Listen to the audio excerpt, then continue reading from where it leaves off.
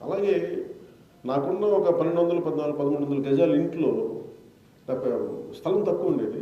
ఈ మధ్యన నేను అంటే ఎలా పెంచవచ్చు, నేనంటే పెద్ద పెద్ద పనులు మనం శేషాచలం అడవులు ఇవన్నీ మనం అక్కడ దూరం వెళ్ళలేం, కానీ మన ఇంట్లో ఉండి మనం ఏం చేయగలం, మన ఇంట్లో కూర్చొని మనం ఏం చేయగలం, మన పెరట్లో కూర్చొని మనం ఏం చేయగలం, మనం బాల్కనీలో జీవ వైవిధ్యాన్ని ఎలా సృష్టించగలం, మనం ఉండే అపార్ట్మెంట్ సముదాయంలో ఎలా జీవ వైవిధ్యాన్ని ఇలా స్టార్ట్ చేయాలి.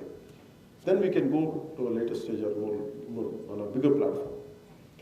నేను ఒక్క మొక్క వేయలేదు, రకరకాల మొక్కలు వేసాను. ఏ మొక్కకి ఏది అంటే అట్రాక్ట్ అవుతుందో తెలియదు. అన్ని రకాల వృక్ష జాతులు వేస్తే, పొదలు వేసాను, ముళ్ళ చెట్లు వేసాను, రకరకాల ఔషధ మొక్కలు వేస్తే సడన్గా నా ఇంట్లోకి రకరకాల ఉడతలు, అలాగే అంతకుముందు ఎప్పుడు కనిపించని జముడు కాకి అక్కడ నివాసం ఉండటం నా ఇంట్లో, నేను ఉండే చోట హైదరాబాద్లో. అంటే మనం చేసి ఎంత సింపుల్ యాక్ట్, ఒక చిన్నపాటి ఒక పని ఎంత జీవ వైవిధ్యాన్ని పెంచుద్ది అనేది అది నాకు స్పష్టంగా తెలిసి వచ్చింది. అలాంటిది